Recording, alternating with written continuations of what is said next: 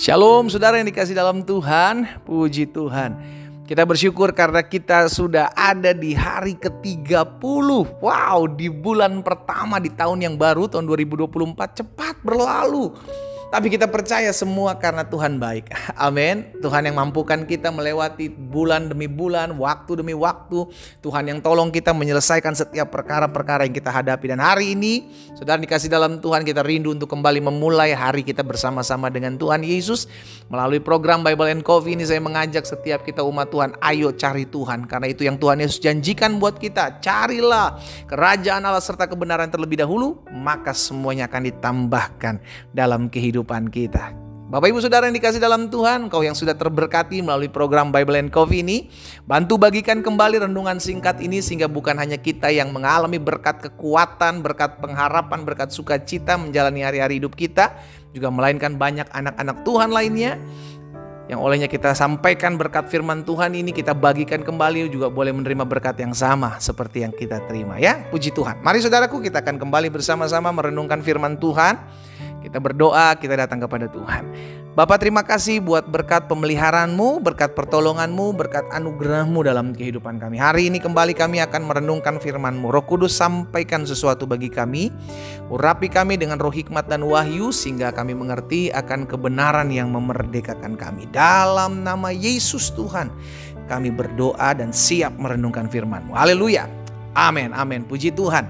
Saudara dikasih dalam Tuhan, firman Tuhan dalam Mazmur 50 ayat 23. Mazmur 50 ayat 23. Pemazmur bilang begini, siapa yang mempersembahkan syukur sebagai korban, ia memuliakan aku. Jadi seseorang yang mengucap syukur dalam hidupnya, dia memuliakan Tuhan.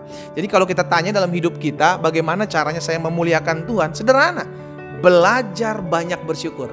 Amin. Sama-sama yuk taruh tangan kanan kita di dada.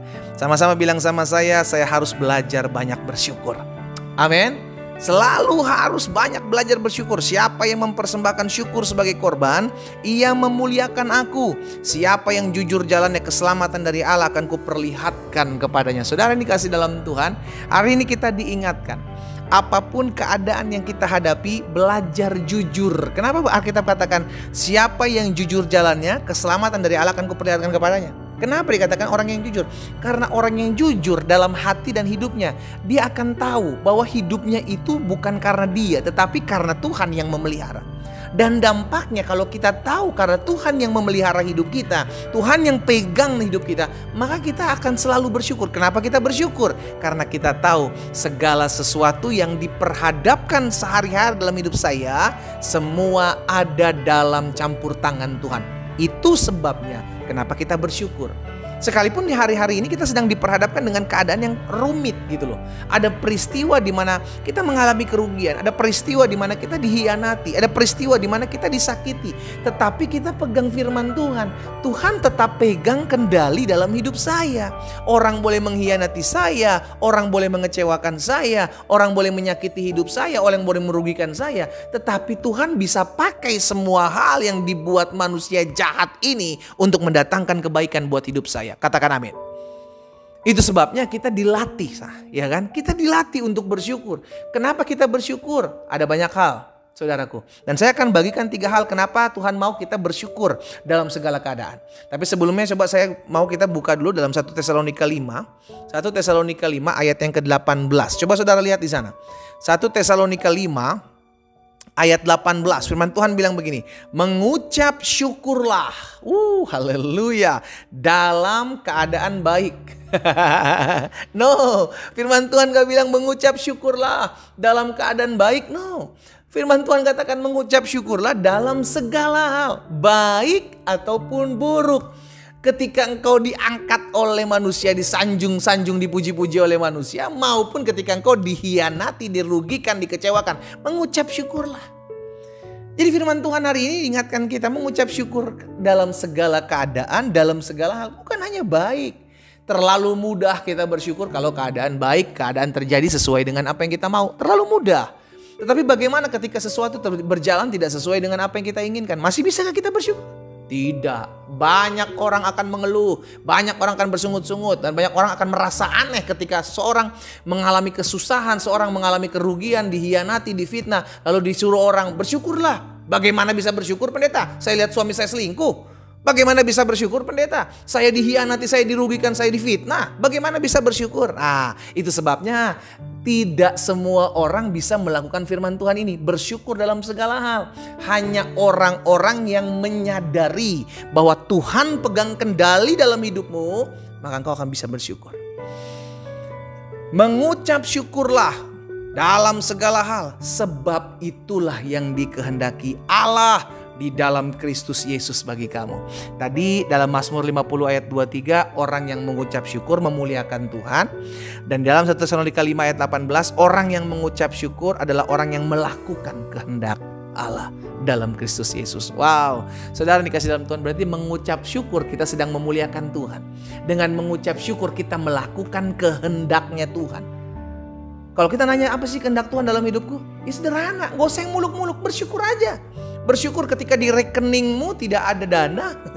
Bersyukur ketika ada orang-orang yang dalam kesusahanmu saat ini pergi meninggalkan engkau. Bersyukur karena selalu ada alasan untuk bersyukur. Nah, saya bagikan begini saudara. Kenapa sih Tuhan mau kita bersyukur dalam setiap keadaan? Yang pertama, Tuhan mau setiap kita bersyukur dalam setiap keadaan agar kita dilatih. Sama-sama bilang sama saya dilatih. Agar kita dilatih menjadi anak-anak Tuhan yang tahu diri gitu loh saudara. Iya kan? Orang yang tahu diri itu adalah orang yang bersyukur. Kenapa bersyukur? Karena kita tahu kita sudah diselamatkan. Iya kan? Kita sudah diselamatkan, minimal lu bersyukur dong. Ada banyak orang di luar sana sedang berjalan menuju neraka. Dan oleh anugerah Tuhan, saudara dan saya, anak-anak Tuhan yang menerima Yesus sebagai Tuhan dan Juru Selamat, mendapat kasih karunia untuk menerima keselamatan. Apalagi yang mau kita komplain? Kita bersyukur, Tuhan terima kasih, saya nggak layak sebenarnya diselamatkan. Tuhan terima kasih, saya orang berdosa.